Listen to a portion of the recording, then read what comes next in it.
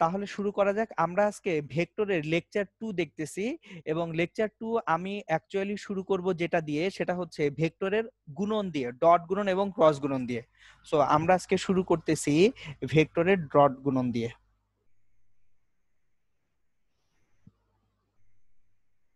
Dot গুণন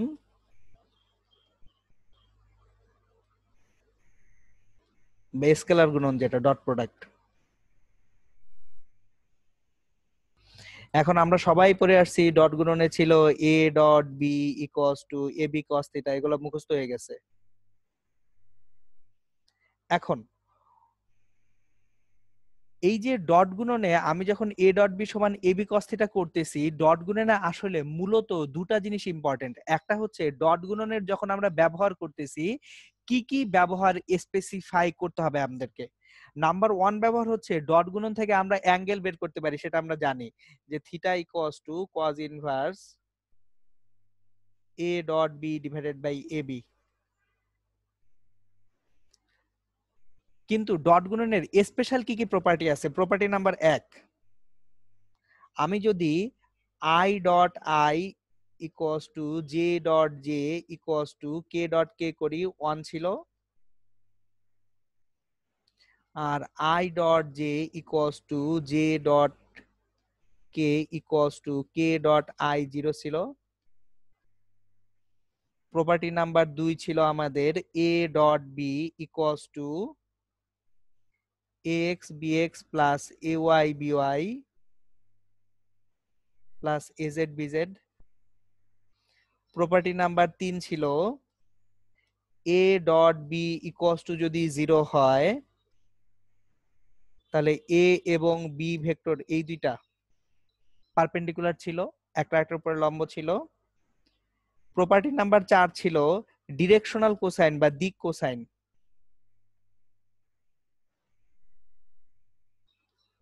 যে অক্ষ তিনটির সঙ্গে উৎপন্ন কোণ।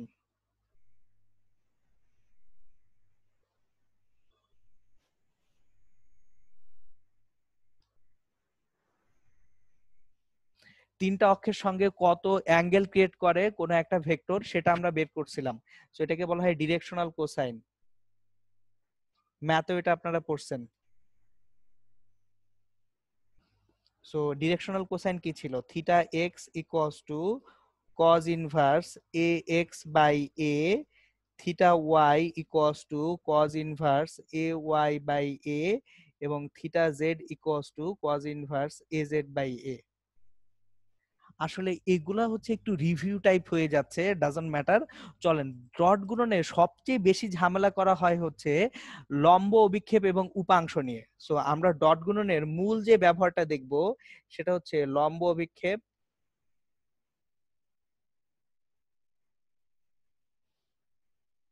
প্রজেকশন ও উপাংশ।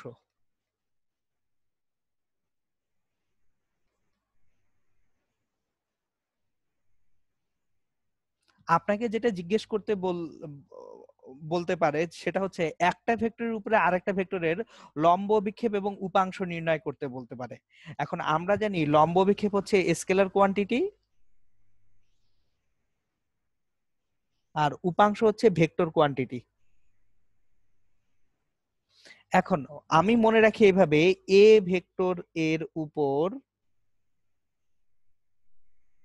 বি ভেক্টর এর যে লম্ব অভিক্ষেপ হবে,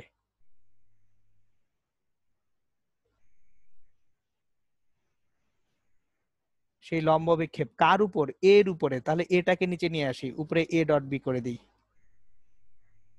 আর বি ভেক্টর এর উপর এ ভেক্টরের লম্ব অভিক্ষেপ কার উপরে? বি এর উপরে। তাহলে বি এর উপরে এ ডট বি করে দিব। এখন যখন উপাংশ করব, উপাংশের যে মানটা সেটাই কিন্তু লম্ব অভিক্ষেপ। সো উপাংশ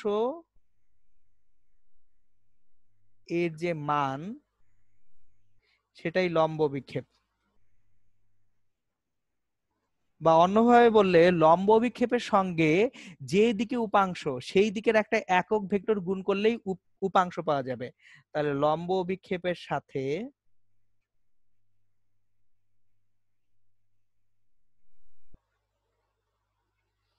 যে দিকে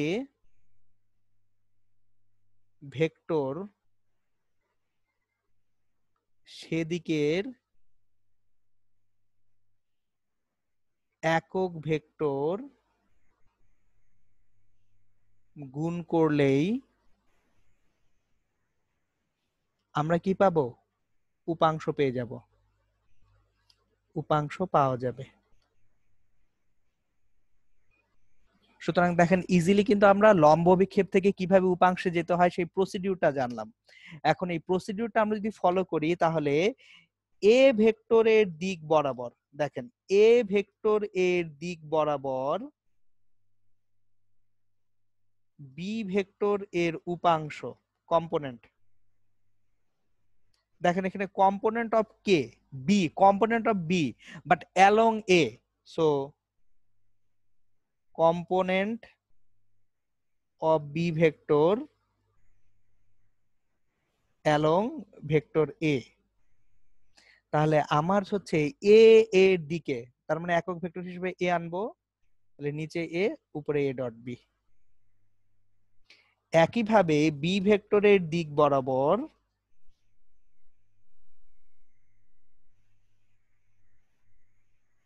এ ভেক্টরের উপাংশ যদি আমরা দেখতে যাই, কার দিকে? বি এর দিকে, তাহলে একক ভেক্টর বি, বি নিচে আসবে এ ডট বি। এই জিনিসপত্রগুলো আমরা পড়েছিলাম, এগুলো কিন্তু বোর্ডের জন্য বেশ ইম্পর্টেন্ট।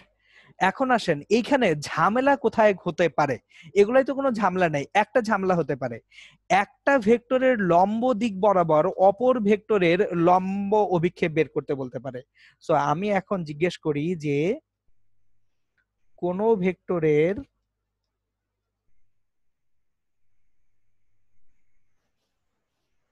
লম্ব বরাবর অপর ভেক্টরের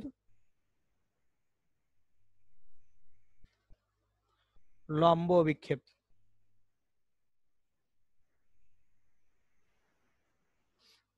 আমি কিন্তু এখন একটা ভেক্টরের লম্ব বরাবর অপর ভেক্টরের লম্ব বিক্ষেপ দেখতেছি। আমি ডায়াগ্রামটা একটু আঁকি।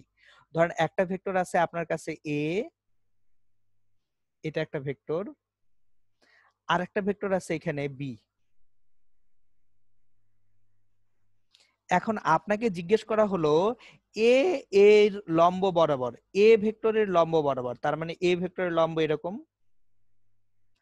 এ ভেক্টরের লম্ব বরাবর বি ভেক্টরের লম্ব বিক্ষেপ কত? জিনিসটা খেয়াল করেন, কার লম্ব বরাবর? এ ভেক্টরের লম্ব বরাবর বি ভেক্টরের লম্ব বিক্ষেপ। তাহলে ভেক্টর এ এর লম্ব বরাবর ভেক্টর বি এর লম্ব বিক্ষেপ,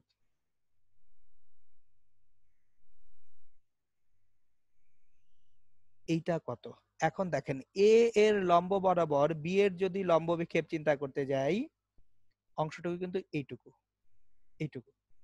এখন আমার এ আর বি এর মধ্যবর্তী কোণ যদি থিটা হয়ে থাকে, এটা থিটা, তাহলে এটা থিটা হলে এ অ্যাঙ্গেলটাও থিটা হচ্ছে। তাহলে এই যে অংশটুকু, এটা কিন্তু আমরা পাচ্ছি বি সাইন থিটা। তাহলে এ ভেক্টরের লম্ব বরাবর বি এর লম্ব বিক্ষেপ হচ্ছে বি সাইন থিটা। ডান। সুতরাং অলওয়েজ খেয়াল রাখবেন, যদি কোনো ভেক্টরের লম্ব বরাবর অপর ভেক্টরের লম্ব বিক্ষেপ চাওয়া হয় তাহলে আর cos থিটা আসবে না, তখন অবশ্যই কি দিয়ে আসতে হবে? জিনিসটা সাইন থিটা দিয়ে আসতে হবে। সুতরাং লম্ব বিক্ষেপ এবং উপাংশ থেকে আমাদের এই যে যা যা ডিসকাস করলাম এগুলোই থাকবে, এর বাইরে কিছু নেই। ওকে, এখন আমরা চলে যাব হচ্ছে ভেক্টর গুণনে। এটা ছিল স্কেলার গুণন, এবার আমরা যাব ভেক্টর গুণনে, যে ভেক্টর গুণনে বা ক্রস প্রোডাক্টে কি কি টাইপের প্রশ্ন হতে পারে।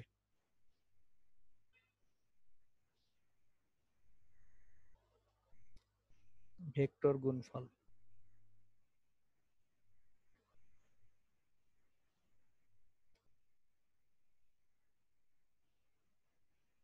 ক্রস প্রোডাক্ট দিয়ে দুর্দান্ত কিছু প্রশ্ন জেনারেট করা যেতে পারে। এখান থেকে ক্ষেত্রফল জেনারেট করতে হতে পারে, তারপর আবার এখান থেকে কোন একটা তলের উপর লম্ব বরাবর একক ভেক্টর বের করতে বলতে পারে। সো বেশ কিছু দুর্দান্ত প্রশ্ন এখানে আসবে। আমরা শুরু করি একদম বেসিকটা দিয়ে। প্রপার্টি গুলো কি ছিল? এ ক্রস বি সমান A B sine theta N ছিল বেসিক প্রপার্টি। আর এন একক ভেক্টরটা কি ছিল? এন এর দিক এ ভেক্টর ও বি ভেক্টর দ্বারা গঠিত তলের উপর লম্ব বরাবর।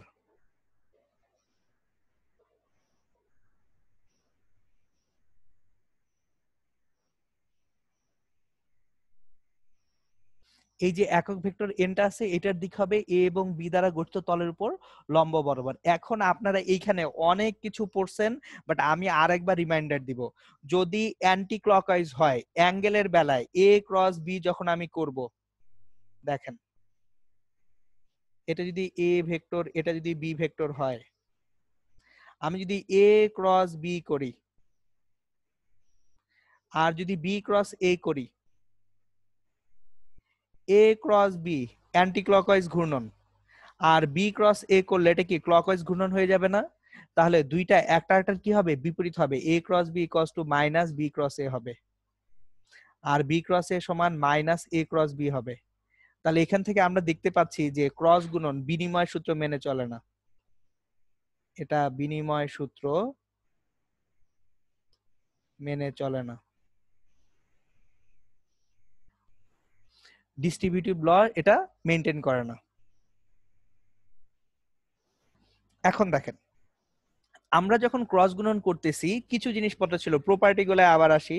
এক নাম্বার প্রপার্টি ছিল I cross I equals to J cross J equals to K cross K equals to 0।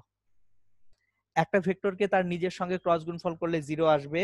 এবার আমি যদি I cross J equals two করি তাহলে পাবো কে, জে ক্রস কে করলে পাবো আই,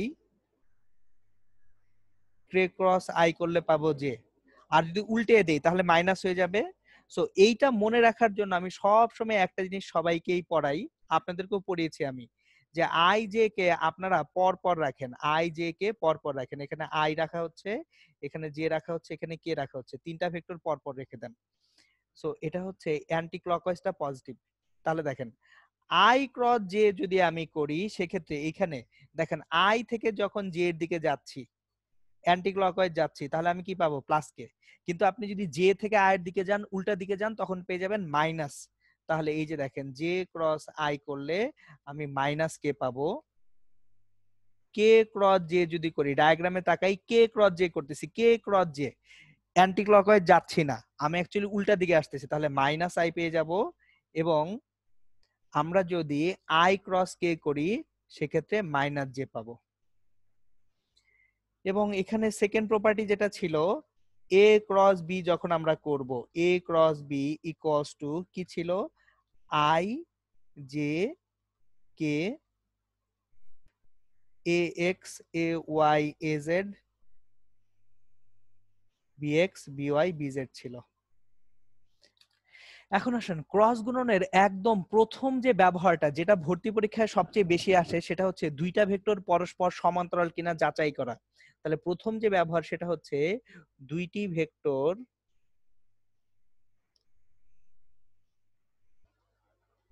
পরস্পর সমান্তরাল কিনা।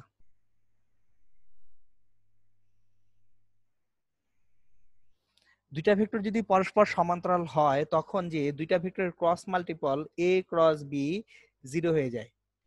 আর যদি ক্রস মাল্টিপল 0 হয় এখান থেকে আবার প্রমাণ করা যায় A x by B x A equals to A Y by B y equals to A Z by B z. তিনটা রেশিও বা অনুপাত সমান হবে। একটা জিনিস খেয়াল করেন, এইটা ভুলেও বোর্ড পরীক্ষায় ব্যবহার করা যাবে না, এটা শুধুমাত্র এমসিকিউ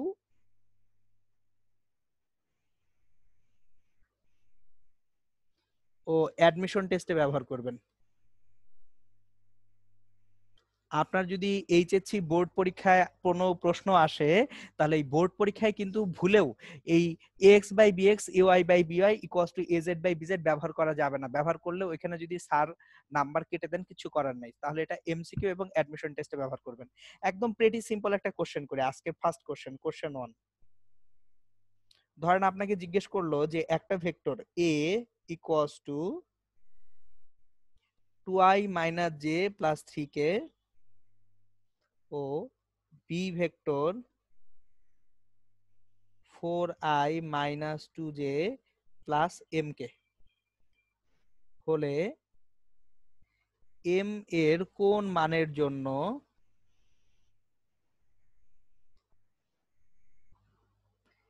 ভেক্টর দুইটি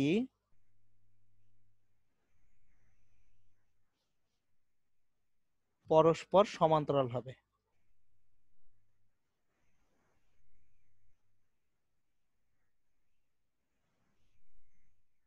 তাহলে দেখেই বোঝা যাচ্ছে আমার দুইটা রেশিও অনুপাত সমান হবে না। তাহলে আমরা মুখে মুখে অ্যান্সারটা বলে দিতে পারি যে দেখেন ডাবল হয়ে গেছে, তাহলে ডাবল হলে m এর মান কত হবে? 6 হবে। m = 6। চোখ বন্ধ করে আর কিছু করার দরকার নেই আমাদের এখন। বাট বোর্ড পরীক্ষায় কিন্তু ঠিকই আমাদের ক্রস গুণফল করে তারপর দেখাতে হবে। সো বোর্ড পরীক্ষায় কিছু ঝামেলার ব্যাপার রয়ে যাচ্ছে, কিন্তু আমাদের অ্যাডমিশন টেস্টে এই টাইপ ঝামেলার কোনো দরকারই নেই। ওকে, এখন দেখেন আমাদের ক্রস গুণফলের আরেকটা ইন্টারেস্টিং প্রয়োগ। আমি একটু আগেই বলছিলাম যে তলের উপর লম্ব বরাবর একক ভেক্টর নির্ণয় করা যায় কি দিয়ে? ক্রস গুণফল দিয়ে। তাহলে চলেন আমরা তলের উপর লম্ব বরাবর একক ভেক্টর নির্ণয় করব ক্রস গুণফলের সাহায্যে। তাহলে ক্রস গুণফলের সাহায্যে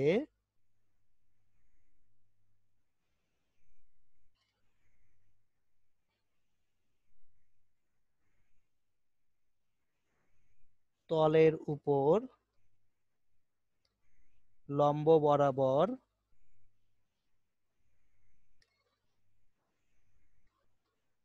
একক ভেক্টর নির্ণয়। আমরা কোনো একটা তল আছে, এই তলের উপর লম্ব বরাবর একটা একক ভেক্টর নির্ণয় করতে চাই। সো এইখানে বেশ কিছু ইস্যুস থাকবে, ইস্যুগুলো নিয়ে আমরা পরে চিন্তা করব। আগে এখানে কোশ্চেনটা জেনারেট করি। আজকের দিনের কোশ্চেন 2। ধরেন একটা ভেক্টর হচ্ছে পি কিউ, একটা ভেক্টর আছে 2i plus 3j minus k। So আপনাকে জিজ্ঞেস করলো xz তলের সমান্তরাল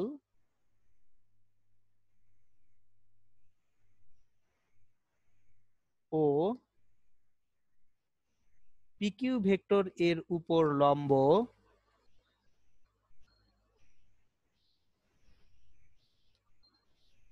একক ভেক্টর নির্ণয় করো।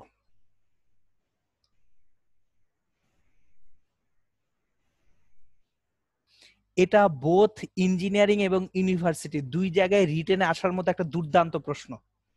দেখেন এই প্রশ্নটা প্রথমেই যেটা বলতেছে সেটা হচ্ছে এক্স ওয়াই তলের সমান্তরাল।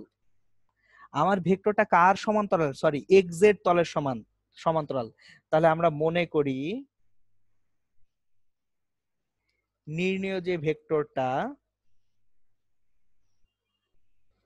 এই ভেক্টরটা আর একটা ভেক্টর, কিন্তু সেটা কি এক্স জেড তলের সমান্তরাল না? তাহলে তাতে শুধুমাত্র দুইটা উপাংশ থাকবে, এক্স আই প্লাস জেড কে। যে তলের সমান্তরাল শুধুমাত্র ওই তলের উপাংশ থাকবে, অন্য কিছু থাকবে না। এখন এই ম্যাথটা না ক্রস গুণফল দিয়ে করা যায়, কিন্তু আমি করাবো না। কেন করাবো না? কারণ ক্রস গুণফল দিয়ে ম্যাথটা বড় হবে। আমার যেহেতু উদ্দেশ্য হচ্ছে অ্যাডমিশন টেস্টে যত কম সময়ে সম্ভব ম্যাথগুলো সলভ করানো, সুতরাং আমি একেবারে মিনিমাম কোন প্রসিডিউরে গেলে ম্যাথটা হবে সেটা করানোর চেষ্টা করব অলওয়েজ। এখন এই ভেক্টরটা পিকিউ ভেক্টরের সঙ্গে লম্ব, তাহলে R dot PQ equals to 0 হয়ে যাবে। তাহলে ডট গুণফল যদি করি আর এর সঙ্গে পিকিউ কে, দেখেন 2x minus Z equals to 0 হচ্ছে। তাহলে আমরা এখান থেকে 2x ইকুয়ালস টু জেড পেয়ে যাচ্ছি। পা হয়ে গেছে। এবার খেয়াল করেন পিকিউ ভেক্টরের উপরে সেটা লম্ব, এরপর এক্স তলের সমান্তরাল। তাহলে একক ভেক্টরটা কি? একক ভেক্টরটা যদি আর হয়, এই একক ভেক্টরটা হচ্ছে আমার যে আর ভেক্টর আছে তাকে তার মান দ্বারা ভাগ করতে হবে। কিন্তু আমি এখানে একটা প্লাস মাইনাস দিয়ে দিব। কেন প্লাস মাইনাস দিব? এটা মাথায় রাখতে হবে যে আমার এক্সেট তলের সমান্তরাল, কিন্তু পিকিউ ভেক্টরের উপরে লম্ব যে একক ভেক্টরটা একটা তলের উপর লম্ব, একটা তলের সমান্তরাল এবং অন্য একটা ভেক্টরের উপরে লম্ব। একটা ভেক্টরের উপরে লম্ব কয় ভাবে হতে পারে? অ্যাকচুয়ালি একটা ভেক্টরের উপরে লম্ব দুই ভাবে হতে পারে। কিভাবে? দেখেন, আমি এই জিনিসটাকে একটু ডিফাইন করার জন্য আমার ভিডিওটাকে আমি অন করব।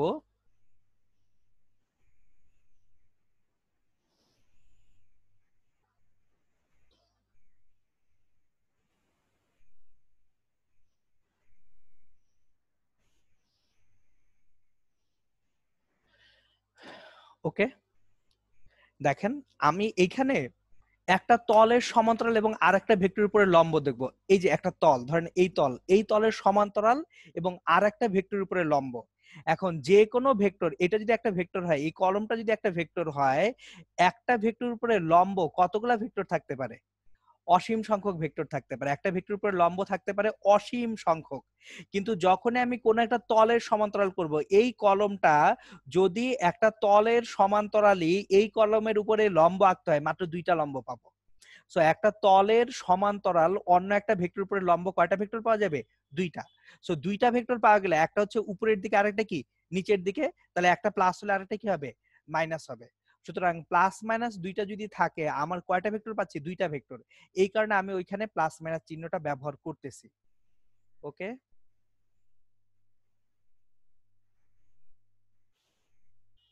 তাহলে চলেন দেখি এখানে কেন করতেছিলাম আমি প্লাস মাইনাস।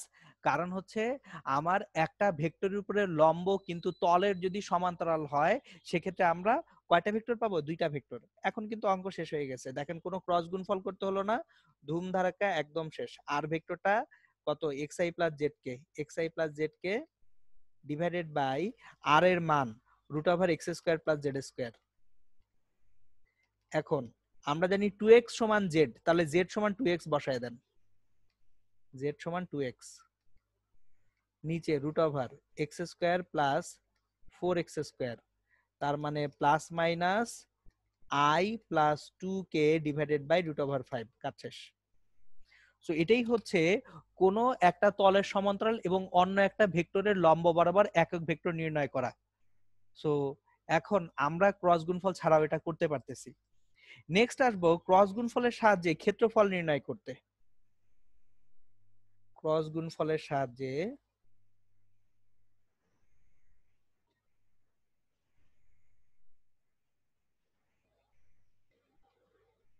ক্ষেত্রফল নির্ণয়।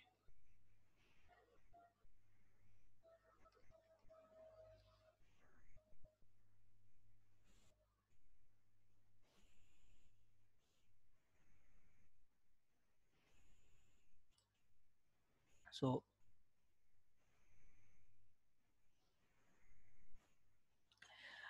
আমরা যখন ক্ষেত্রফল নির্ণয় করব, তখন অ্যাকচুয়ালি কি করব সেটা একটু দেখি।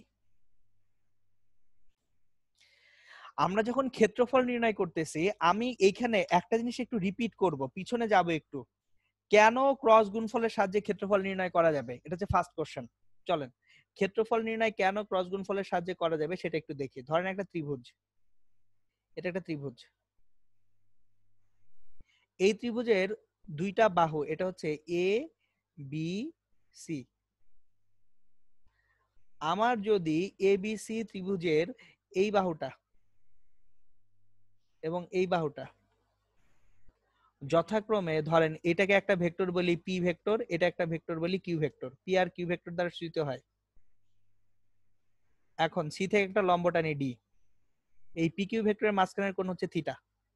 তাহলে দেখেন আমার এখানে ক্ষেত্রফলটা delta equals to half into base কত এ বি, উচ্চতা কত সিডি, এটা আমরা সবাই পড়ে আসছি। এখন দেখেন এই এ বি মানে কি? পি এর মান।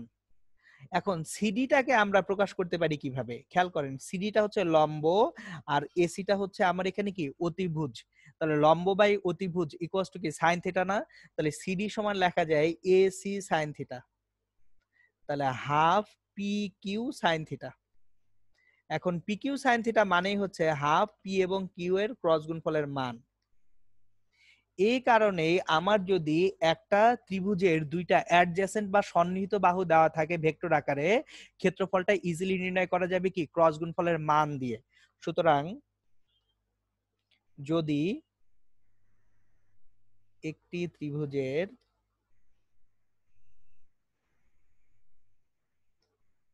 সন্নিহিত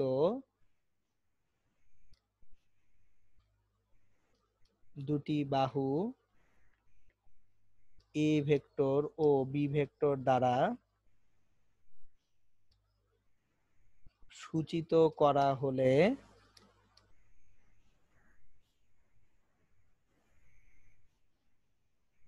ত্রিভুজের ক্ষেত্রফল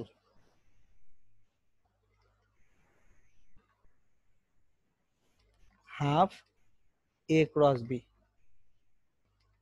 এখন একটা জিনিস খেয়াল করেন, ত্রিভুজের ক্ষেত্রফল পেলে আমরা আসলে সামান্তরিকের ক্ষেত্রফলও পেয়ে যাব। ধরেন এটা হচ্ছে ত্রিভুজের ক্ষেত্রফল, এটা হচ্ছে ত্রিভুজ, তাহলে ত্রিভুজটাকে জাস্ট ডাবল করে দিলে কি পাবো? সামান্তরিক পেয়ে যাব না? তাহলে যদি সামান্তরিকের সন্নিহিত বাহুদ্বয় এ ভেক্টর আর বি ভেক্টর দ্বারা সূচিত করা হয়, তাহলে সামান্তরিকের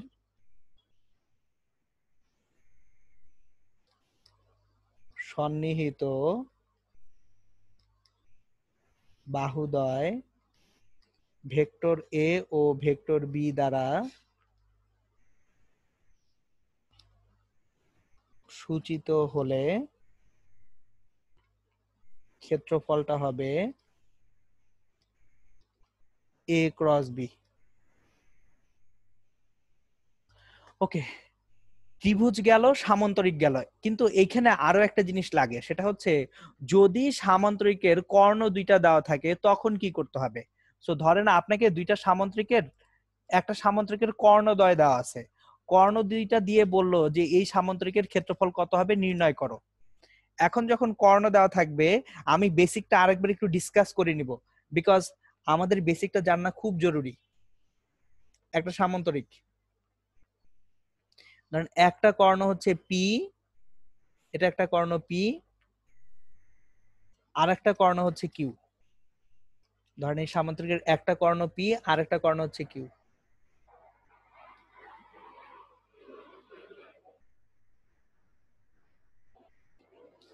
তাহলে একটা জিনিস খেয়াল করেন, এটা যদি ও বিন্দু হয়, এটা যদি এ হয়, এটা যদি বি হয়, এই সম্পূর্ণ সামান্তরিকের ক্ষেত্রফল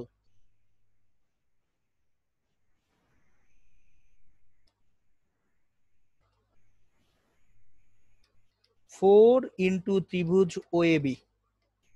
দেখেন সামান্তরিকের আমার কর্ণগুলা পরস্পর ছেদ যখন করে, চারটা সমান ক্ষেত্রের ত্রিভুজে বিভক্ত হয়ে যায়।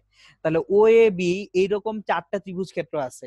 এখন ফোর ইন্টু ত্রিভুজ O A B half into O A B ত্রিভুজটা হচ্ছে half P cross half Q. এখন ফোর ফোর কাটাকাটি করে দেই, হাফ পি ক্রস কিউ এর মান। এইবার একটা জিনিস খেয়াল করেন, এই জিনিসটা পরে যে লাগবে কোথায়, আপনারা যখন গাউসের সূত্র পড়ছেন, স্থির তরিতে আমরা গাউসের সূত্র পড়ছি এবং আবার পড়বো, ওইখানে দেখছি যে তলের ক্ষেত্রফলের দিক বা কোনো একটা ক্ষেত্রফলের দিক লাগে। এখন আমরা ক্ষেত্রফল পাচ্ছি কি ক্রস গুণফল দিয়ে। তাহলে যে কোনো তলের ক্ষেত্রফলের দিকের, যে কোনো তলের দিক তলের উপর লম্ব বরাবর।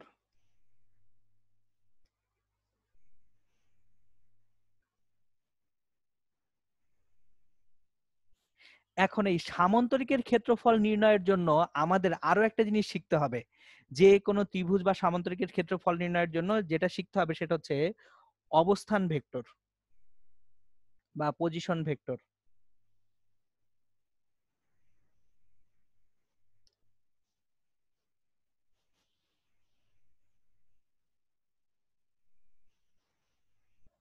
এখন আমরা পজিশন ভেক্টর সম্পর্কে পড়ে আসছিলাম, কি পড়ে আসছিলাম, যে কোনো একটা বিন্দুর অবস্থান নির্দেশ করা হয় যে ভেক্টর দ্বারা, সেটাই কি অবস্থান ভেক্টর না? তাহলে আমি যদি একটা বিন্দুর অবস্থান নির্দেশ করি, এখানে একটা বিন্দু পি বিন্দু, ধরেন ফর এক্সাম্পল পি বিন্দু আছে x1 y1 z1, তাহলে পি বিন্দুর যে অবস্থান ভেক্টর ও পি ভেক্টর, পি বিন্দুর অবস্থান vector OP vector equals to x1i plus y1j plus z1k। আর কিউ বিন্দুর অবস্থান ভেক্টর হবে, আরেকটা বিন্দু যদি নেই, OQ vector equals to x2i plus y2j plus z2k। ধরেন এখানে আরেকটা বিন্দু আছে কিউ, এই কিউ বিন্দুর স্থানাঙ্ক x2 y2 z2। তাহলে কিউ বিন্দুর অবস্থান ভেক্টর হচ্ছে ও কিউ ভেক্টর। তাহলে এখন কিন্তু দুইটা বিন্দুর অবস্থান ভেক্টর জানলে আমি এই যে পি কিউ ভেক্টরটা নির্ণয় করতে পারতেছি। তাহলে P Q vector equals to O Q vector minus OP vector. So এইটা আবার রিমাইন্ডার দেওয়ার পিছনে একটা কারণ আছে, অলওয়েজ খেয়াল রাখবেন। কোন বিন্দুকেও ভেক্টর দ্বারা প্রকাশ করা যায়, এমসিকিউ ইনফরমেশন দিতে পারে যে একটা বিন্দুকে কি ভেক্টর দ্বারা নির্দেশ করা যায়। অ্যান্সার হচ্ছে হ্যাঁ, অবশ্যই নির্দেশ করা যায়। বিন্দু নির্দেশকারী ভেক্টরই হচ্ছে অবস্থান ভেক্টর। সো এমসিকিউ ইনফরমেশন, বিন্দু নির্দেশকারী ভেক্টর। এই যারা ডাক্তারি পরীক্ষা দিবেন, এই যে এগুলো কিন্তু ডাক্তারি পরীক্ষা আসতে পারে, মানে এই মেডিকেল অ্যাডমিশন টেস্টে। বিন্দু নির্দেশকারী ভেক্টর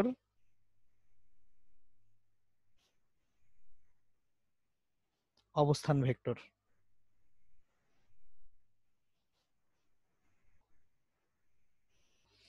ওকে, তাহলে এখন এই পজিশন ভেক্টর আমরা কেন পড়লাম? খুব সম্ভবত 2017 সালে বুয়েট ভর্তি পরীক্ষায় একটা প্রশ্ন আসছিল, সেটা হচ্ছে তিনটা বিন্দু দেওয়া ছিল। আপনারা এই ম্যাথ করছেন, আমি একটা ম্যাথ কোশ্চেন নিয়ে আসি। যে তিনটা বিন্দুর স্থানাঙ্ক দিয়ে জিজ্ঞেস করা হলো যে এই তিনটা বিন্দু দিয়ে যে ত্রিভুজ গঠিত হয় সেই ত্রিভুজের ক্ষেত্রফল নির্ণয় করো। সো আপনাকে তিনটা বিন্দু দেই, আজকের দিনের কোশ্চেন নাম্বার 3। ধরেন আপনাকে 1 0 -1, 2 -1 1 ও 3 1 0 বিন্দু তিনটি দ্বারা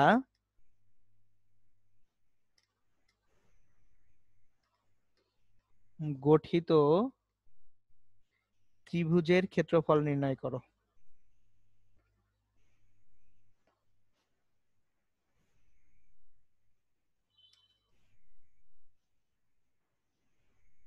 আচ্ছা, একটা জিনিস খেয়াল করেন, আপনার যদি দ্বিমাত্রিক স্থানাঙ্ক ব্যবস্থা হতো সেক্ষেত্রে আপনারা ক্ষেত্রফল কিভাবে নির্ণয় করছেন? দ্বিমাত্রিক স্থানাঙ্ক ব্যবস্থায় তিনটা বিন্দু না, 4 5 6 7 অসংখ্য বিন্দু থাকলেও আপনারা এইভাবে করছেন, x1 y1 x2 y2 x3 y3 x4 y4। ধরেন চারটা বিন্দু দ্বারা আপনার একটা সামান্তরিক বা কোনো একটা চতুর্ভুজ ক্ষেত্র আছে, তখন কি করতেন যে x1 নিলাম, নেওয়ার পরে এরপর কি করতাম যে x1 y2 তারপর মাইনাস কি করতাম x2 y1, এইভাবে মাইনাস টাইনাস করে কিছু একটা করতাম।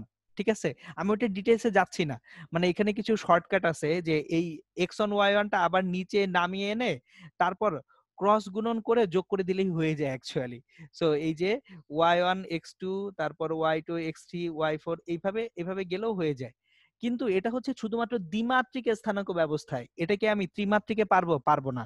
সুতরাং আমার যদি বিন্দুগুলা স্থানাঙ্কগুলা দ্বিমাত্রিক না হয়ে ত্রিমাত্রিক হয়, আমাকে অবশ্যই ক্রস গুণফলে আসতেই হবে। এখন দেখেন আমি এই যে তিনটা বিন্দু আছে, এই তিনটা বিন্দুকে তিনটা আলাদা আলাদা বিন্দু হিসেবে চিন্তা করব। আমরা ধরে নেই এ বিন্দুটা হচ্ছে 1 0 -1, বি বিন্দুটা হচ্ছে 2 -1 1, আর সি বিন্দুটা হচ্ছে 3 1 0।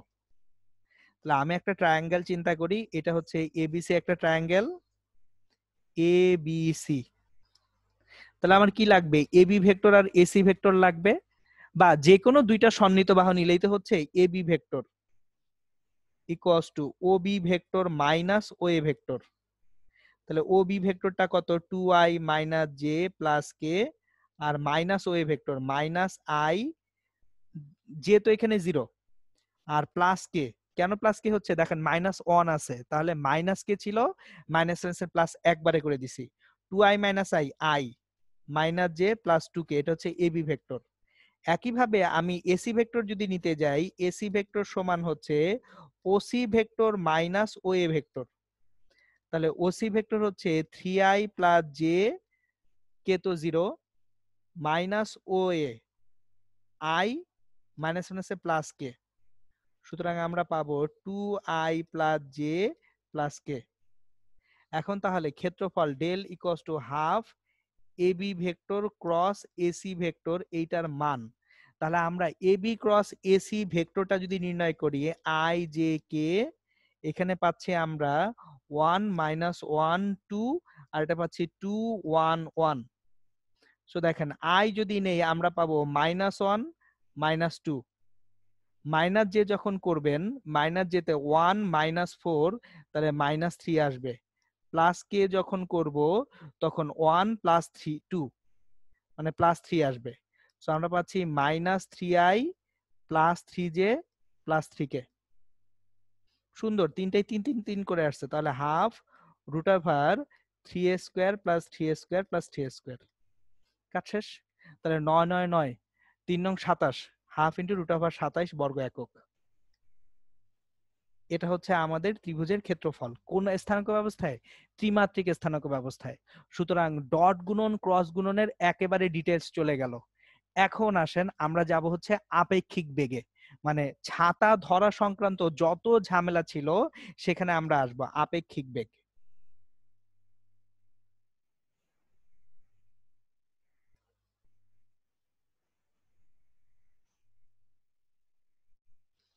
Relative velocity.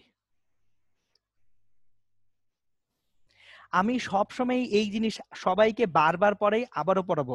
আমি এখন ডেপথে যাব না, ডিটেইলসে যাব না, কিভাবে আপেক্ষিক বেগের থিওরিটা আসছে ওই থিওরিতে যাব না। আমি জাস্ট একটা প্র্যাকটিক্যাল জিনিস আপনাদেরকে দেখাই দিব, তাহলেই বুঝে যাবেন যে আপেক্ষিক বেগটা অ্যাকচুয়ালি কেন এইভাবে করা হয়। সো আমি আগে পুরো জিনিসটা লিখে নেই, যে জিনিসটা আমি সবসময় পড়াই, যার সাপেক্ষে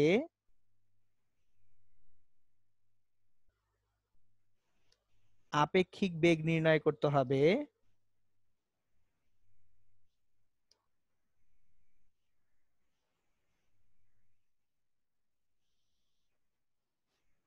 তাকে উল্টে দিতে হয়।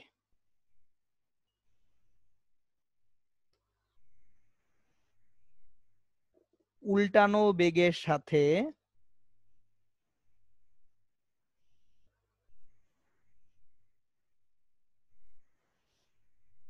অপর বেগের লব্ধি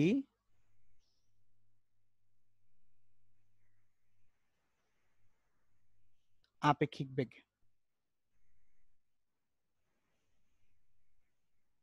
আর কিছু করতে হবে না, শুধু এইটা দিয়ে আপনারা সকল আপেক্ষিক বেগ বের করতে পারবেন। দেখেন আমি একটা ছোট্ট এক্সাম্পল দিব, এক্সাম্পল দেখলেই বুঝে যাবেন। ধরেন আপনি কোন একটা বিন্দু থেকে এখান থেকে যাচ্ছেন এইদিকে, আপনি যাচ্ছেন 4 মিটার/সেকেন্ড বেগে। এখান থেকে আপনার একটা বন্ধু সে উপরের দিকে যাচ্ছে 3 মিটার/সেকেন্ড বেগে। তাহলে এখন জিজ্ঞেস করা হলো আপনার সাপেক্ষে আপনার বন্ধুর বেগ কত। এটা হচ্ছে আপনি, এটা হচ্ছে আপনার বন্ধু।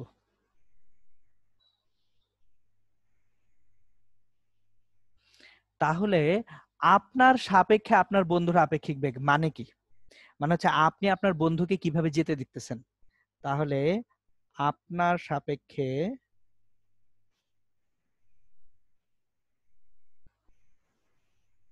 আপনার বন্ধুর আপেক্ষিক বেগ।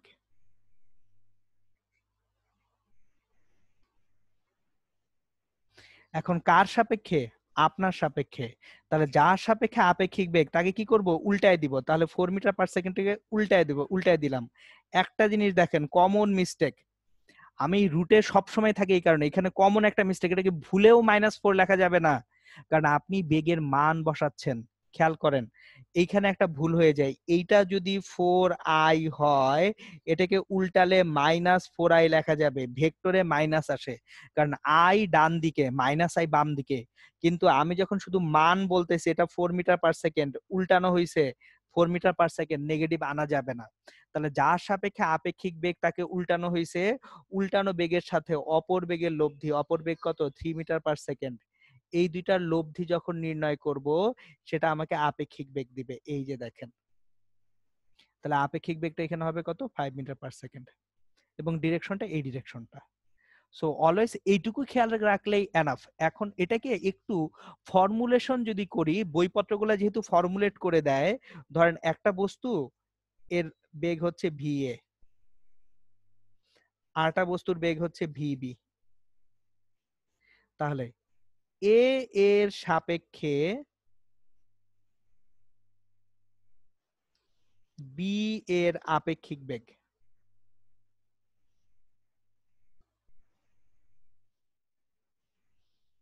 Relative velocity of B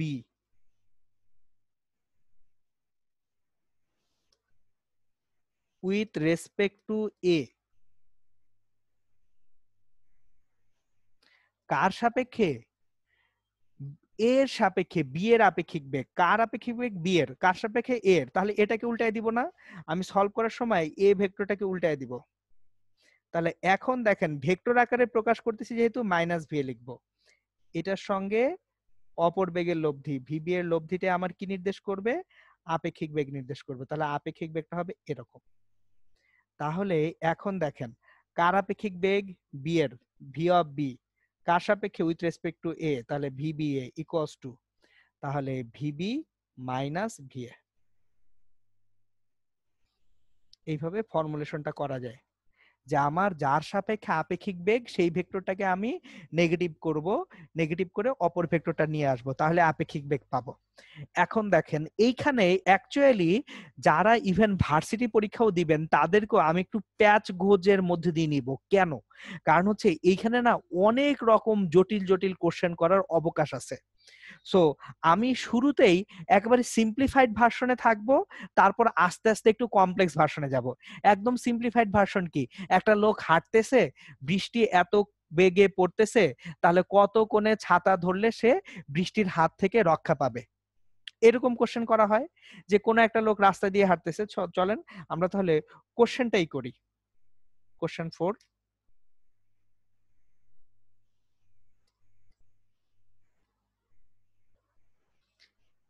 4 metre per second বেগে সোজা উলম্বভাবে পড়ন্ত বৃষ্টির হাত হতে রক্ষা পেতে কোনো ব্যক্তিকে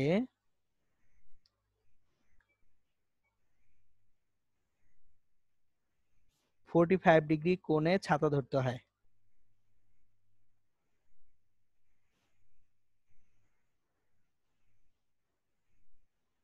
ওই ব্যক্তির বেগ কত? এখন দেখেন এইখানে আপনারা একটা শর্টকাট সূত্র পড়ে আসছেন সবাই। সো ওই সূত্রটা কখন অ্যাপ্লাই করা যাবে সেটা আমি আগে বলে নিই আপনাদেরকে। আপনার যদি লোকের বেগ এবং বৃষ্টির বেগ পরস্পর 90 ডিগ্রিতে থাকে, শুধুমাত্র তখনই কিন্তু এটা বের করা যায় যে tan থিটা ইকুয়ালস টু লোকের বেগ ডিভাইডেড বাই বৃষ্টির বেগ।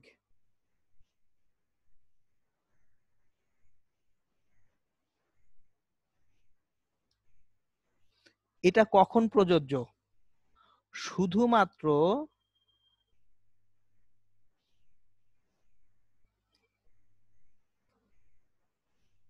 লোক ও বৃষ্টির বেগের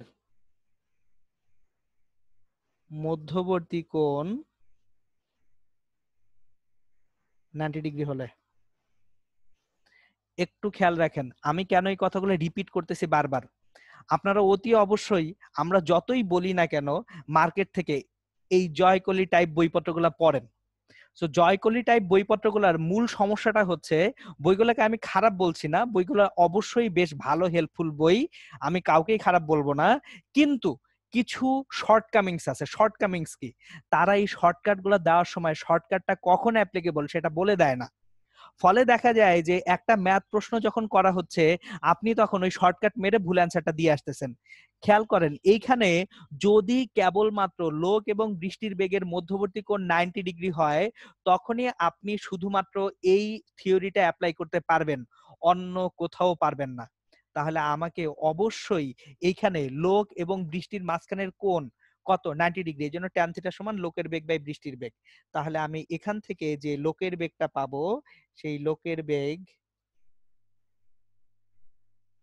ট্যান 45 ডিগ্রির মান কত 1, তাহলে লোকের বেগ বৃষ্টির বেগ সমান। এই ক্ষেত্রে পারা গেছে, কি আনন্দ, কত শর্টে হয়ে গেল তাই না। চলেন একটু প্যাচাই আমরা। এখন লোক এবং বৃষ্টি যদি একই সাথে 90 ডিগ্রি অ্যাঙ্গেলে যদি না থাকে তখন কি হবে। সো কোশ্চেন 5, পরের কোশ্চেন, পেঁচানো শুরু।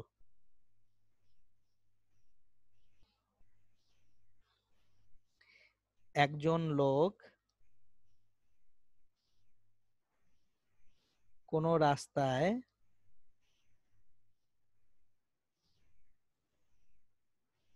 6 মিটার পার সেকেন্ড বেগে চলছে।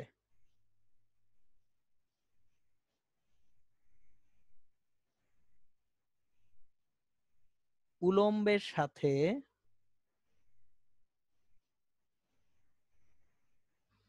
30 ডিগ্রি কোণে 4 মিটার পার সেকেন্ড বেগে পরন্ত বৃষ্টির হাত হতে রক্ষা পাবার জন্য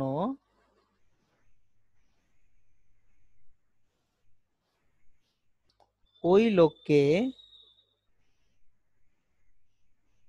কত কোণে ছাতা ধরতে হবে।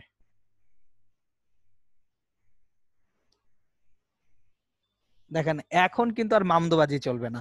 এখন আপনি চাইলেও কি করতে পারবেন না, ওই শর্টকাট থিওরি অ্যাপ্লাই করতে পারবেন না। তাহলে এখন আপনাকে অবশ্যই কি করতে হবে, থিওরি জানতে হবে। তাহলে চলেন আমরা একটা মাত্র থিওরি পড়ছি, সেই একটা থিওরিতে দেখি। একজন লোক রাস্তায় 6 মিটার পার সেকেন্ড বেগে চলছে, তাহলে এইটা হচ্ছে লোকের বেগ, ভি অফ পারসন, ভিপি। তাহলে ভিপি এর মানটা হচ্ছে 6 মিটার পার সেকেন্ড। এখন উলম্বের সঙ্গে 30 ডিগ্রি কোণে বৃষ্টি পড়তেছে, উলম্বের সঙ্গে 30 ডিগ্রি কোণ করে।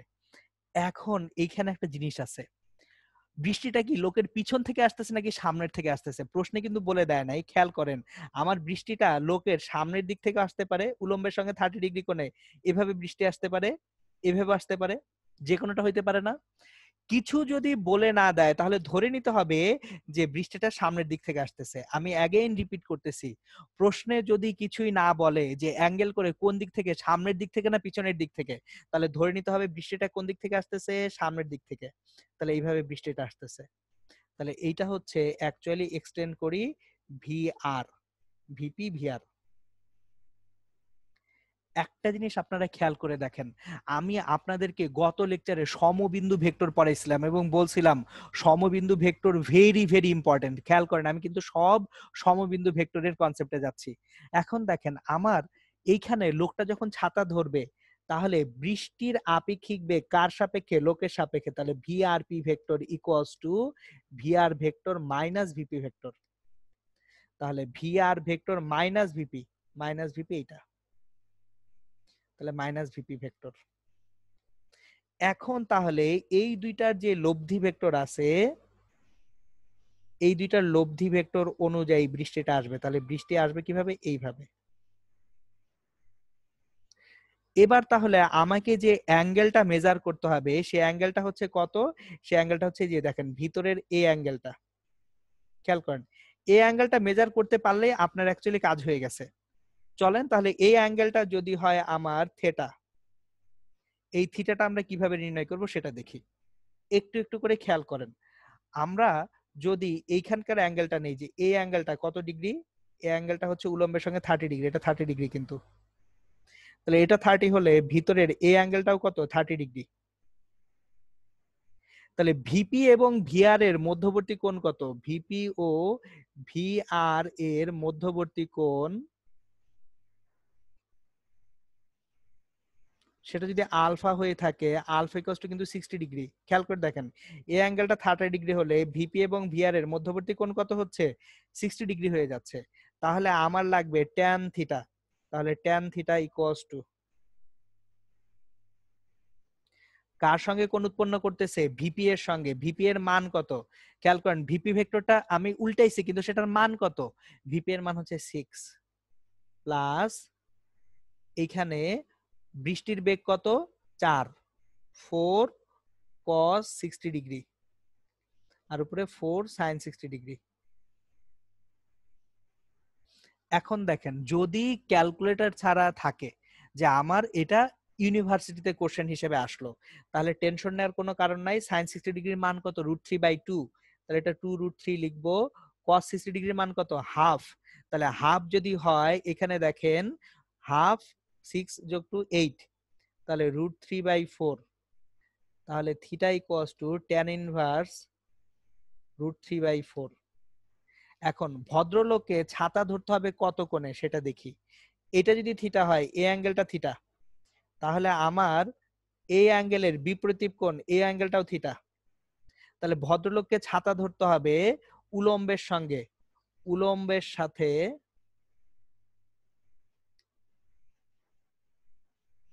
90 মাইনাস tan ইনভার্স √3/4 কোণে ছাতা ধরতে হবে। দেখেন এখানে কিন্তু কোনো শর্টকাট অ্যাপ্লাই করতে পারবেন না। সো অ্যাগেইন রিপিট করতেছি, বেসিক যে থিওরেম, এই বেসিক থিওরেম আমাদের পড়তে হবে। কেন?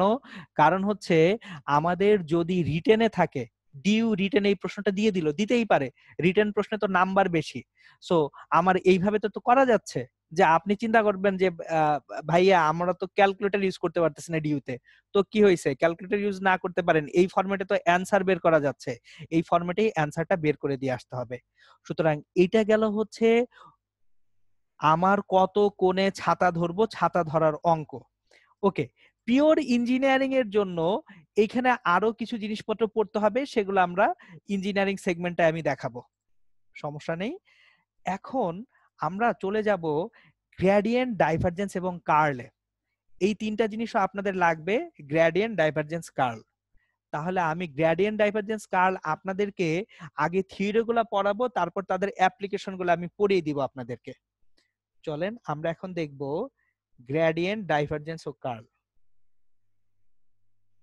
প্রথমে দেখব গ্রেডিয়েন্ট।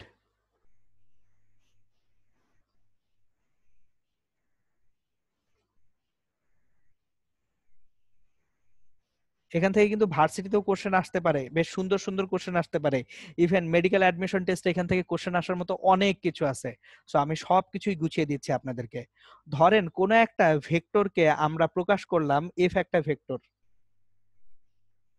এটাকে ভেক্টরটাকে প্রকাশ করি f1i প্লাস f2j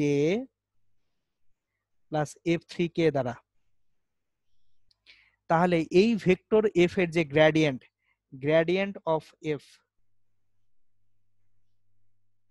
এটা হচ্ছে del by del x of f1i plus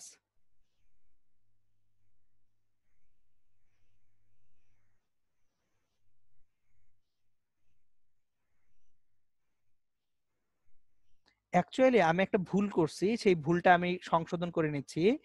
আপনার গ্রেডিয়েন্ট হয় হচ্ছে স্কেলার ক্ষেত্রের, ভেক্টর ক্ষেত্রের না। আমি না শুরুতেই ভুল করে ফেলছি, মাথা নষ্ট হয়ে গেছে। ধরেন গ্রেডিয়েন্ট অফ যদি আমি এফ করি, এফ একটা যদি স্কেলার ক্ষেত্র হয়, এফ হচ্ছে একটা স্কেলার ক্ষেত্র, নট ভেক্টর ক্ষেত্র, এফ একটি স্কেলার ক্ষেত্র হলে,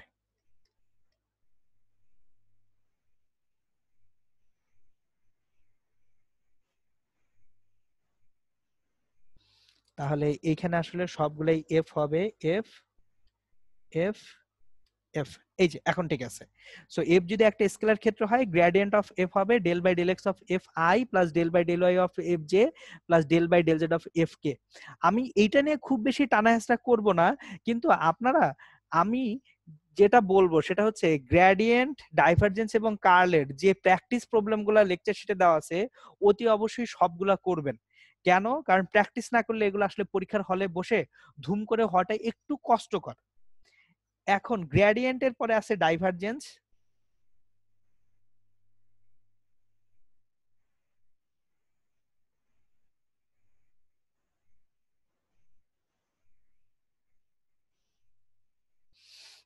ডাইভারজেন্সটা ছিল কি, যদি এখন যদি এফ যদি একটা ভেক্টর ক্ষেত্র হয়, F equals to f1i plus f2j plus f3k যদি হয়, তখন ডাইভারজেন্স মানে ডট গুণন, ন্যাবলা ভেক্টর সঙ্গে এফ এর ডট গুণন করলে del by del x of f1 plus del by del y of f2 plus del by del z of f3। এখন গ্রেডিয়েন্ট আসলে কি নির্দেশ করে? গ্রেডিয়েন্ট নির্দেশ করে ছড়িয়ে পড়ার হার, কতটুকু ছড়িয়ে পড়তেছে। সো গ্রেডিয়েন্ট নির্দেশ করে ছড়িয়ে পড়ার হার।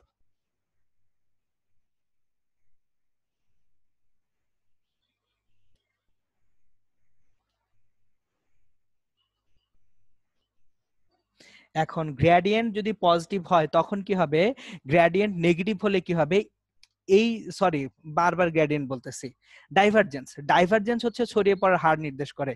গ্রেডিয়েন্ট হচ্ছে স্কেলার ক্ষেত্রকে ভেক্টর ক্ষেত্রে রূপান্তর করে। গ্রেডিয়েন্ট স্কেলার ক্ষেত্রকে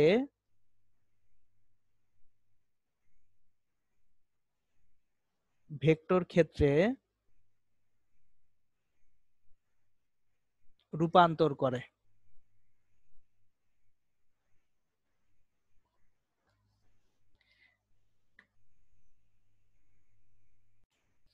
এই যে দেখেন, আমি একেবারে শীট থেকে গ্রেডিয়েন্ট ডাইভারজেন্স কার্ল অংশটুকু আপনাদেরকে দেখাই, তারপরে আমি ওখানে ম্যাথ করাবো। দেখেন, আমার যদি এইখানে গ্রেডিয়েন্টটাকে আমি ফাই দিয়ে প্রকাশ করছি, ফাইটা হচ্ছে স্কেলার ক্ষেত্র, তাহলে স্কেলার ক্ষেত্রের গ্রেডিয়েন্ট দেখানো আছে। আর ডাইভারজেন্স এবং কার্ল দুইটাই নির্দেশ করে হচ্ছে ভেক্টর ক্ষেত্র। ডাইভারজেন্স এবং কার্ল করব আমরা কিসের জন্য? ভেক্টর ক্ষেত্রের জন্য। সো ডাইভারজেন্সে করব ডট গুণন, কার্লে করব ক্রস গুণন। এখন আসলে আমাদের দরকার হচ্ছে ভৌত তাৎপর্যগুলো। সো চলেন আমরা এখানে যে ভৌত তাৎপর্যগুলো আছে এগুলো একটু পড়ি, যে কি কি ভৌত তাৎপর্য আছে। প্রথমে গ্রেডিয়েন্টের যে ভৌত তাৎপর্য সেগুলো আমরা একটু দেখি। দেখেন, গ্রেডিয়েন্টের প্রথম ভৌত তাৎপর্য যেটা, সেটা হচ্ছে স্কেলার রাশির যে গ্রেডিয়েন্ট সেটা একটা কি নির্দেশ করে? স্কেলার রাশির গ্রেডিয়েন্ট একটা ভেক্টর রাশি নির্দেশ করে। এরপর গ্রেডিয়েন্টটা হচ্ছে যখন আমি করব, ওই যে ভেক্টর রাশির মান, যে গ্রেডিয়েন্ট থেকে আমি ভেক্টর রাশিটা পাবো, সেই ভেক্টর রাশির মান স্কেলার রাশির সর্বাধিক বৃদ্ধির হারের সমান। সো একটু এই 2 নাম্বার পয়েন্টটা খেয়াল করেন, এই 2 নাম্বার পয়েন্ট আসলে কি ইন্ডিকেট করতেছে। আমি যখন গ্রেডিয়েন্ট করতেছি খেয়াল করে দেখি, গ্রেডিয়েন্ট করলে আমি ডিফারেন্সিয়েশন করি না, তাহলে ডিফারেন্সিয়েশন ফার্স্ট ডেরাইভেটিভ যদি কখনো জিরো আসে আমরা কি ম্যাক্সিমা মিনিমা পাই। সো এই লজিকটা ওখান থেকে আসা, যে যখন আমরা গ্রেডিয়েন্ট করব, গ্রেডিয়েন্টের মাধ্যমে যে ভেক্টর রাশি পাবো, সেই ভেক্টর রাশির মান হচ্ছে স্কেলার রাশির সর্বাধিক যে বৃদ্ধির হার সেটার সমান। এরপর 3 নাম্বার প্রপার্টিটা দেখেন গ্রেডিয়েন্টের, স্কেলার রাশির পরিবর্তন শুধু বিন্দুর স্থানাঙ্কের উপরেই নির্ভর করে না, যে দিকে এর পরিবর্তন দেখানো হয় সে দিকের উপরে নির্ভর করে। আমি এটা একটু এক্সাম্পল দিয়ে বুঝিয়ে বলতেছি। ধরেন আপনারা কোনো একটা ক্লাসরুমে বসে থাকা অবস্থায় আমি আপনাদেরকে বললাম একটু লাফ দেন। সো লাফের মানের পাশাপাশি আপনি কোন ডিরেকশনে লাফ দিচ্ছেন সেটার সঙ্গে কিন্তু অ্যাকচুয়ালি বেগ ব্যাপারটা প্রকাশিত হবে। সো আপনার গ্রেডিয়েন্ট যখন করা হয় তখন স্কেলার রাশির পরিবর্তন শুধুমাত্র একটা বিন্দুর স্থানাঙ্কের উপরে যে নির্ভর করবে তা না, যেদিকে পরিবর্তন দেখানো হবে সেই দিকের উপরে নির্ভর করে। আর একই সাথে ডাইভারজেন্সের ভৌত তাৎপর্য এবং কার্লেরও যে ভৌত তাৎপর্যগুলা, এগুলা এই শীটের মধ্যে দেওয়া আছে। সো আপনারা অতি অবশ্যই শীট থেকে ডাইভারজেন্স ও কার্লের ভৌত তাৎপর্যগুলো পড়ে রাখবেন। আমি এখন আবার লেকচারে ফেরত যাব। ওকে, তাহলে দেখেন ডাইভারজেন্স হচ্ছে ছড়িয়ে পড়ার হার নির্দেশ করতেছে। আমি এখানে লিখে রাখি প্রপার্টি গুলা, বুঝতে সুবিধা হবে। যে ডাইভারজেন্স যদি পজিটিভ হয়, পজিটিভ হলে ক্ষেত্রফল, আয়তন এগুলা বাড়ে।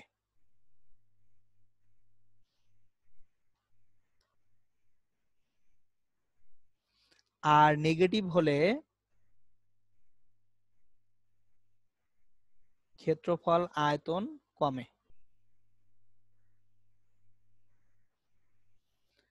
ওকে, এখন ডাইভারজেন্স থেকে ইউনিভার্সিটি টাইপ একটা সুন্দর কোশ্চেন আছে। ধরেন আপনার আর একটা ভেক্টর, অবস্থান ভেক্টর, কোন বিন্দুর অবস্থান ভেক্টরের ডাইভারজেন্স কত সেটা বের করতে চাই। তাহলে আর সমান xi plus yj plus zk। আমরা তো এইভাবে অবস্থান ভেক্টর নির্দেশ করি, যে ধরেন একটা বিন্দু p x y z, এই বিন্দুর অবস্থান ভেক্টর কিভাবে লিখবো? r equals to xi plus yj plus zk। তাহলে এখন এই অবস্থান ভেক্টরের ডাইভারজেন্স কত? Nabla dot R equals to del by del x of I plus del by del y of J plus del by del z of K, এটার সঙ্গে dot গুণফল করব x I plus y J plus z K. এখন দেখেন del by del x of x 1, del by del y of Y 1, del by del z of z 1, 3। তার মানে অবস্থান ভেক্টরের যে ডাইভারজেন্স, সেই ডাইভারজেন্স আপনাদেরকে কত দিবে? 3 দিবে। ঠিক আছে, এখন আসেন, এটা গেল। অ্যাডিশনালি আমরা এখানে কার্ল পড়ব। কার্ল কাকে বলে? কার্ল,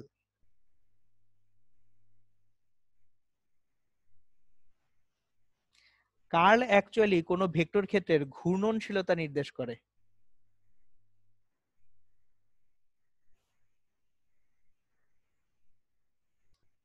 শোনেন, এই গ্রেডিয়েন্ট ডাইভারজেন্স কারণে খুব বেশি প্যারাফাইড হওয়ার কিছু নাই। এখান থেকে যদি প্রশ্ন থাকেও সেটা খুব সিম্পল কোশ্চেন হবে। আপনাদের দরকার শুধুমাত্র প্রপার্টি গুলা পড়ে রাখা এবং বেসিক সিম্পল জিনিসপত্র মনে রাখা, যাতে পরীক্ষায় আসলে হঠাৎ করে হযবরল না হয়ে যান। তাহলে আমরা যদি ন্যাবলা ক্রস এফ করি, সেক্ষেত্রে যেটা পাবো i J k del by del x del by del y del by del z F1 F2 F3।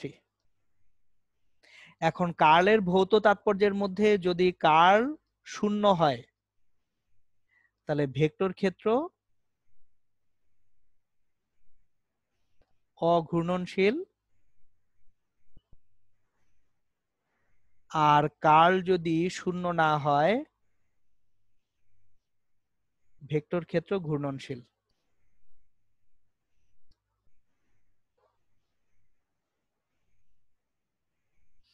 Okay, so gradient divergence curl শেষ। ইউনিভার্সিটির প্রিপারেশন যারা শুধুমাত্র নেবেন তাদের জন্য এই পর্যন্তই শেষ। এখন যে টপিকটুকু আমি দেখাবো এটা পিওর ইঞ্জিনিয়ারিং টাইপ টপিক, তবে আমি জোর দিয়ে একটা জিনিস বলবো, বোর্ড পরীক্ষার জন্য একটু দেখেন। কারণ কি, আমি এখন আসলে আপেক্ষিক বেগের কিছু অঙ্ক করাবো আপনাদেরকে, যে আপেক্ষিক বেগে আরো কি কি টাইপের ঝামেলা করা যেতে পারে সেটা দেখাবো। সঙ্গে হচ্ছে ডাইভারজেন্স এবং কার্লের দুইটা প্রবলেম দেখাবো আমি। সো চলেন শুরু করব পিওর ইঞ্জিনিয়ারিং সেগমেন্টটুকু।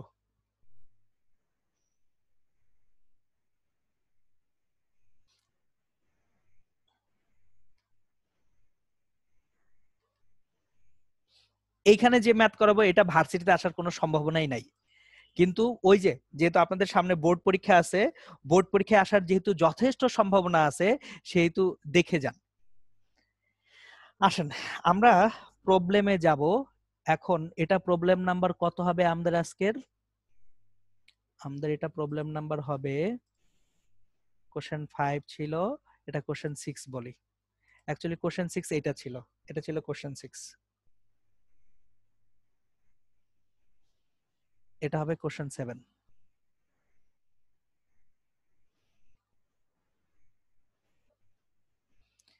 আপনার খুব সম্ভবত গত বছর বা তার আগের বছর কোন একটা বোর্ডে বেশ পেঁচানো একটা প্রশ্ন দিছিল, যে একটা গাড়ি পাহাড়ের ঢাল বেয়ে উঠতেছে, ব্লা ব্লা টাইপ থিংস, এরকম করে একটা আপেক্ষিক বেগের ম্যাথ দেওয়া হয়েছিল। সো আমি এই টাইপের ম্যাথ গুলো আপেক্ষিক বেগে আসলে কিভাবে সহজে সলভ করা যায় সেটা শিখাবো আপনাদেরকে। সো আমি এখন অ্যাকচুয়ালি তিনটা বেগ থাকলে আপেক্ষিক বেগ কিভাবে নির্ণয় করব সেটা দেখাবো। তিনটা বেগ, একটা না দুইটা বেগ না, তিনটা বেগ। দেখেন 30 ডিগ্রি কোণে ঢালু আনত তল বেয়ে কোনো সাইকেল আরোহী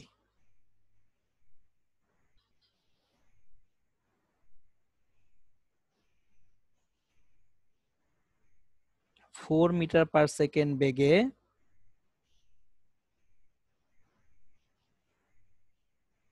নিচের দিকে নামছে।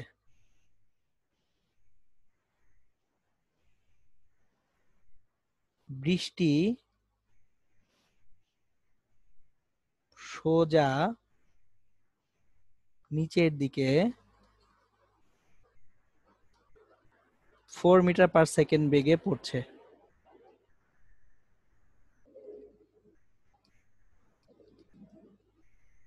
2 মিটার/সেকেন্ড বেগে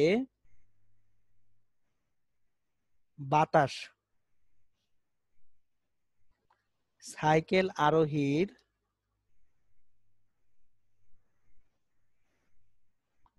সামনের দিক থেকে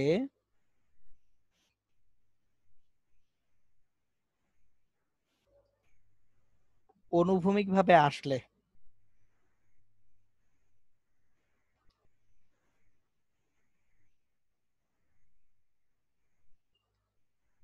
বৃষ্টির হাত হতে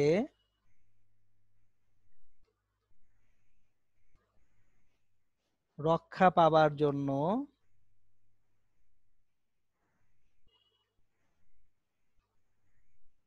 সাইকেল আরোহীকে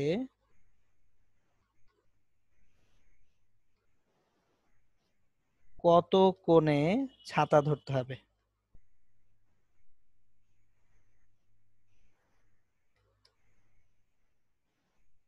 খেয়াল করেন, তিনটা বেগ। একটা হচ্ছে সাইকেলের বেগ, একটা হচ্ছে বৃষ্টির বেগ, আরটা হচ্ছে কার বেগ? বাতাসের বেগ। সো আমরা তাহলে এখানে ডায়াগ্রামটা আঁকলেই না জিনিসটা হয়ে যাবে। সহজ প্রশ্ন এগুলো, এগুলো কঠিন প্রশ্ন না। আপনারা ডায়াগ্রাম আঁকতে শিখেন। ধরেন এখানে এই যে সাইকেল আরোহী এইখানে 30 ডিগ্রি কোণ করে সাইকেল আরোহী আসতেছে, তাহলে সাইকেল আরোহীর যে বেগটা এটা এই দিকে, এটা এই দিকে, এটা সাইকেল আরোহীর বেগ ভিসি। বৃষ্টি আসতেছে উপর থেকে সোজা নিচের দিকে, বৃষ্টি আসতেছে উপর থেকে সোজা নিচের দিকে, এটা হচ্ছে ভিআর। আর বাতাস আসতেছে সাইকেল আরোহীর সামনের দিক থেকে, তাহলে বাতাস সাইকেল আরোহীর সামনের দিক থেকে যদি আসে, বাতাস এইভাবে আসতেছে, খেয়াল করেন এইভাবে বাতাস আসতেছে, এইটা, এটা হচ্ছে ভি এয়ার। আমাকে বের করতে বলছে সাইকেল আরোহীকে কত কোণে ছাতা ধরতে হবে। এখন দেখেন কার সাপেক্ষে আপেক্ষিক বেগ, বৃষ্টিটা কার সাপেক্ষে পড়তেছে, কে এখানে গতিশীল? সাইকেল আরোহী। তাহলে কার বেগকে উল্টাবো? সাইকেল আরোহীর বেগকে উল্টাবো। সুতরাং আমরা কোনো একটা বিন্দুতে যদি ভেক্টর গুলোকে এখন চিন্তা করি, ভিসিটাকে আগে উল্টায় দিব, ভিসিটাকে উল্টায় দিব এইভাবে, এটাকে ভিসিটাকে উল্টায় দিলাম। বাতাসের বেগ যা আছে তাই থাকবে, বৃষ্টির বেগ যা আছে তাই থাকবে।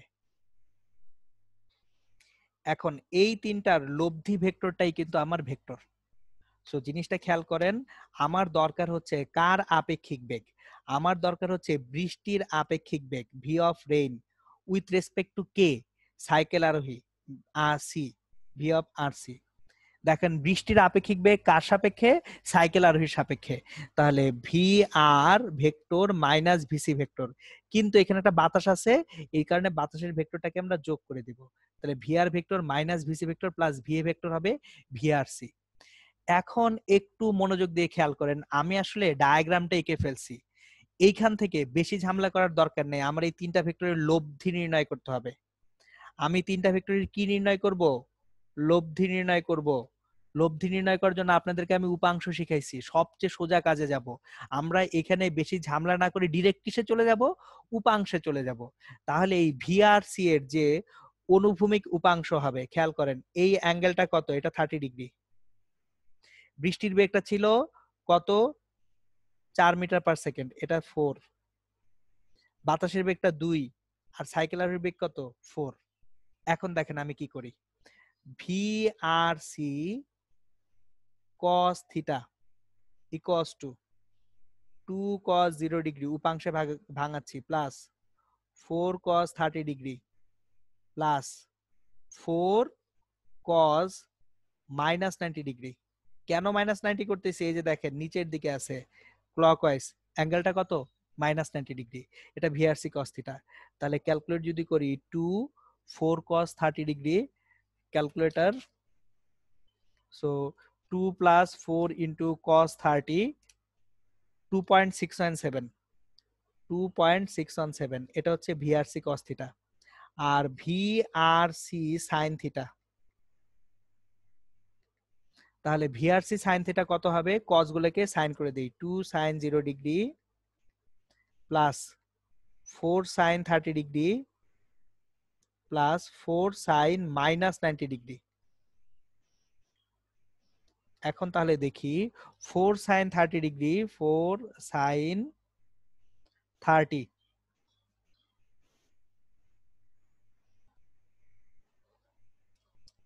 4 × sin 30 মাইনাস হচ্ছে এখানে 4, এটা -2।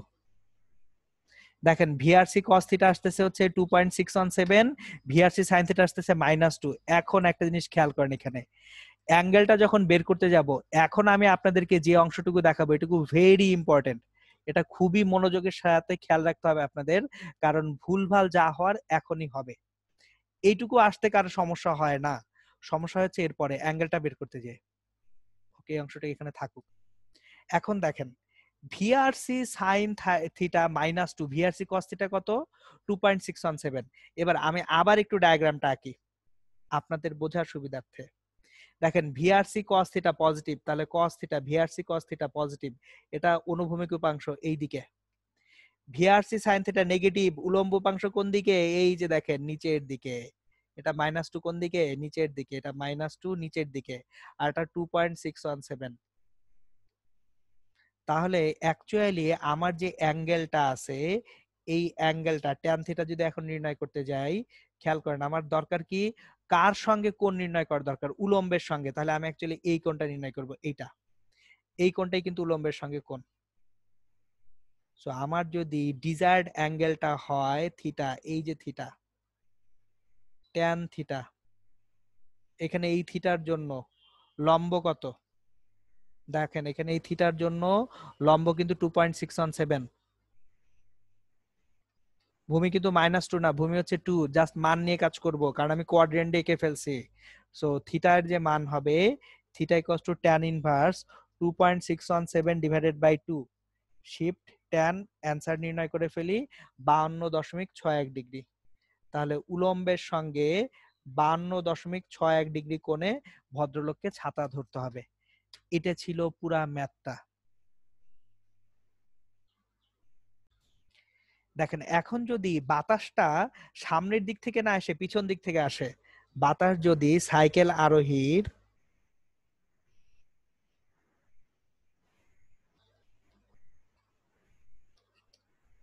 পিছন দিক দিয়ে আসে,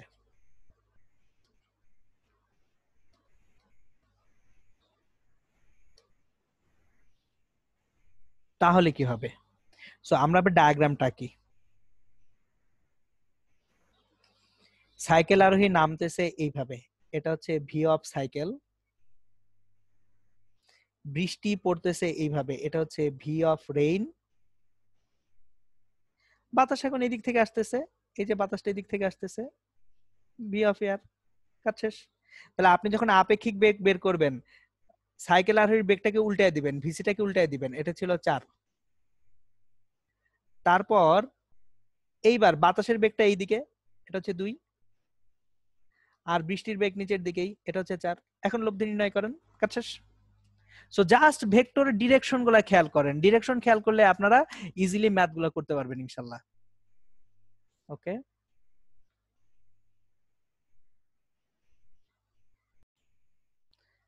আজকের ক্লাসের একেবারে লাস্ট ম্যাথ, কোশ্চেন নাম্বার 8 যেটা, এটা হচ্ছে আমি ডাইভারজেন্স দিয়ে করব। সো ডাইভারজেন্সের একটা ম্যাথ করে আজকের ক্লাসটা আমরা শেষ করব। সো প্রশ্নটা হচ্ছে, এটা কোশ্চেন নাম্বার 8, আমার খুব পছন্দের ম্যাথ এটা। ডাইভারজেন্স কার্ল ন্যাবলা 1/r, এটা কত? এটা আপনাকে নির্ণয় করতে বললো। যে আপনি গ্রেডিয়েন্ট নির্ণয় করবেন অবস্থান ভেক্টরের মানের ইনভার্সের। দেখেন 1/r, এটা হচ্ছে আপনাকে গ্রেডিয়েন্ট নির্ণয় করতে বলছে 1/r এর। এখন আমরা r ইকুয়ালস টু জানি কত, √(x² + y² + z²। জিনিসগুলো একটু বুঝে step wise. Vector r equals to xi + yj + zk। তাহলে আর ভেক্টরের যে মান সেটাই তো আর equals two √(x² + y² + z²। তাহলে আমি যখন গ্রেডিয়েন্ট অফ 1/r করতে যাচ্ছি, আমার অ্যাকচুয়ালি নির্ণয় করতে হবে del/del xi plus del/del yj plus del/del zk of 1/r। 1/r, তাহলে r এর উল্টা যদি করি 1/r, 1/√(x² + y² + z²। এখন আমি শুধুমাত্র del/del x যদি নির্ণয় করি, del/del x of 1/√(x² + y² + z², এটা আসে কত দেখি, del/del x of x² + y² + z² পাওয়ার -½ তাহলে -½ সামনে নিয়ে আসি, x² + y² + z² পাওয়ার -3/2। আবার অ্যাগেইন আমি del/del x করব x² + y² + z² কে। সো আলটিমেটলি আমি পাবো -2x / 2 x² + y² + z² পাওয়ার -3/2। তার মানে পাবো -x into x² + y² + z² -3/2। এখন দেখেন আমি না এটাকে একটু গুছিয়ে লিখে দিই। -x ডিভাইডেড বাই, এটা হচ্ছে আসলে r³। খেয়াল করেন, -½ r পাওয়ার -½ 1/r। এই যে দেখেন 1/r ইকুয়ালস টু হচ্ছে x² + y² + z² পাওয়ার -½ তাহলে 1/r³ equals to x² + y² + z² পাওয়ার -3/2। তাহলে আমার del/del x করলে -x/r³ হয়। এখন একটা জিনিস খেয়াল করেন, আমার এই অংশটুকু আলাদা থাকুক, এইটা ইকুয়ালস টু, তাহলে x এর সাপেক্ষে করলে আমি কি পাচ্ছি, -x/r³। y এর সাপেক্ষে করলে কি পাবো, -y/r³, একটা i থাকবে, -y/r³ j। z এর সাপেক্ষে করলে -z/r³ k। মাইনাসটাকে কমন নেই, xi + yj + zk divided by r³। এখন xi yj zk মিলে r vector divided by r³। এই যে এটা হচ্ছে অ্যান্সার। সুতরাং এটা হচ্ছে আমাদের অ্যান্সার। এইভাবে অ্যাকচুয়ালি গ্রেডিয়েন্ট অফ 1/r নির্ণয় করা যায়। হ্যাঁ, আমাদের মোটামুটি এই হচ্ছে ভেক্টর। ভেক্টর আল্লাহর মতো এখন শেষ।